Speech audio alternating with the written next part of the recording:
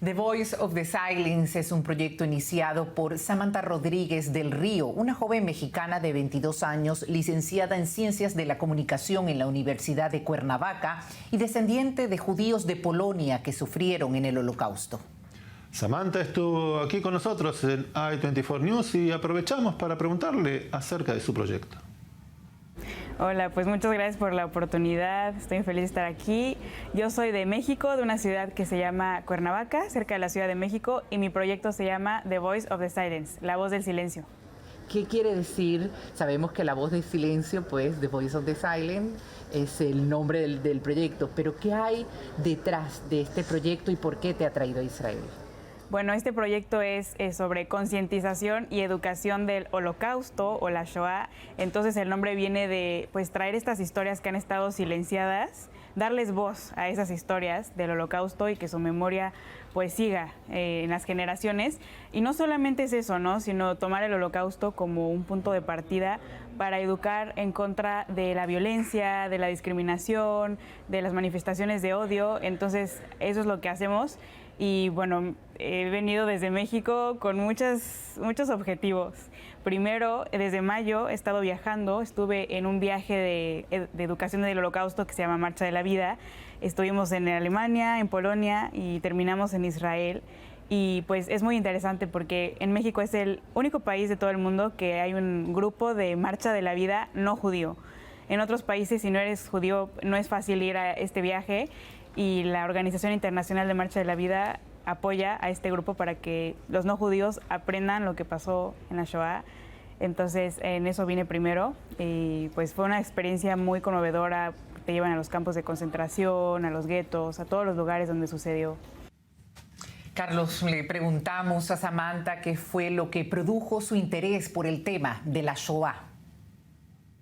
Claro, pues yo nací en una familia cristiana evangélica. Toda mi vida fui criada así y no sabíamos que teníamos ancestros judíos. Fue hasta hace 7 años que mis tíos les dio la curiosidad de investigar de dónde era mi bisabuelo, que sabemos que era, bueno, él decía que era ruso por su pasaporte y todo, y su apellido que es Stulman, pero no sabíamos más y empezaron a investigar mi mamá, mis tíos en las embajadas y todo, y resultó que la ciudad de él está en Polonia. Entonces de ahí empezamos toda una investigación y descubrimos que él era de Polonia, de un pueblo, y que toda su familia, él era judío, solo que él llegó a México antes de la Segunda Guerra Mundial, se casó con una católica, después ya viene la rama cristiana evangélica, pero todo lo judío se perdió, las tradiciones, la cultura, la comida, todo. Él no quiso seguir con eso. Y entonces descubrimos eso, fuimos a visitar los campos de concentración y todo porque descubrimos que los padres de él, sus hermanos, sí sufrieron el Holocausto porque se quedaron allá, la mayoría, solamente 2 vinieron a México y una hermana que sobrevivió todo, pero sí a todos los asesinaron y para mí sí, nuestra familia fue como un shock muy grande. Pero al descubrir que tengo ancestros judíos, de hecho para mí como cristiana fue como un honor porque todo lo que yo creo se basa en judíos. Jesús fue judío, todo lo que hay en la Biblia está basado en personas judías, en el Antiguo Testamento que es la Torá, entonces para mí es como un honor saber eso y como que el hablar de lo que sucedió en el Holocausto para mí es honrar al pueblo judío, que eso es lo que alguien que es cristiano debería de hacer, porque de ahí viene como el origen de todo lo que creemos. Entonces para mí como que completó mi identidad, eso es lo que pasó al descubrir, aunque por un lado es terrible el descubrimiento, pero por el otro descubrimos que aquí en Israel tenemos familia, entonces yo le llamo como descubrimiento agridulce, porque por un lado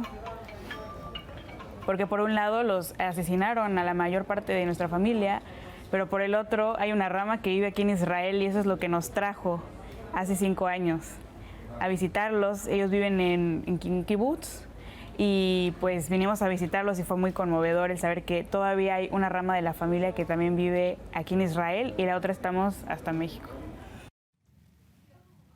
Nicole, muy interesante que una joven de 22 años de México se interese por el tema de la Shoah. Ciertamente, le preguntamos a Samantha, Carlos, los objetivos del proyecto The Voice of the Silence. Sí, es muy interesante, también es como un choque cultural, pero muy bonito. Ellos son de un kibutz, entonces obviamente son judíos, pero no como... ¿De qué kibutz? De Guinegar. digo, no son practicantes religiosos, pero finalmente pues son judíos y sí es muy interesante el intercambio cultural y familiar que tenemos con ellos. Y por ejemplo, otro día que los vimos hace una semana también, el idiomas, estábamos en una mesa y se escuchaba español, hebreo, inglés al mismo tiempo, entonces es muy bonito y tenemos una conexión muy importante con ellos porque nos une como la misma familia, ¿no? En pasado. Y cuéntame, The Voice of the Silence, la voz del silencio, ¿a quién está dirigido? ¿Cuándo nació? ¿Y cuáles son tus intenciones ahora que has estado ya varias veces en Israel? Eres comunicadora social, justamente. Cuéntanos cuál es el objetivo. Claro, bueno, The Voice of the Silence surge en 2020, después de haber visitado Polonia, luego Israel. En medio de la pandemia, yo creo The Voice of the Silence como un proyecto virtual.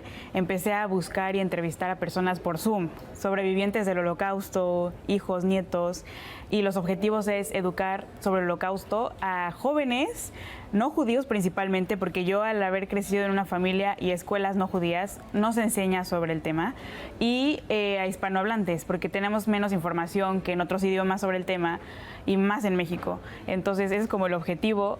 Hasta la fecha he hecho más de 70 entrevistas y eventos desde 2020 a la fecha, la mayoría virtuales con invitados de otros países.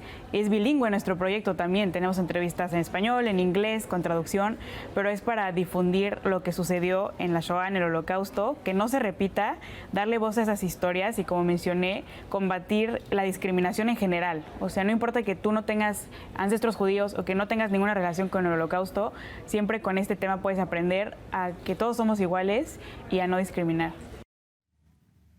Y bueno, por último, le preguntamos a Samantha cuál ha sido el impacto de su visita a Alemania, Polonia e Israel. Te quiero compartir nuestra experiencia en los campos de concentración y de exterminio del Holocausto. En la Marcha de la Vida tuvimos la oportunidad de visitar estos lugares que fueron escenario del genocidio y de la destrucción de parte de la raza humana y de miles de personas que fueron perseguidas por causas injustas. Como parte de la Marcha de la Vida tuvimos la oportunidad de visitar los campos de concentración de Majdanek, Belzec y Auschwitz-Birkenau. Siempre hablamos de los lugares del genocidio, pero presenciar donde sucedieron los hechos fue una experiencia abrumadora y terrible.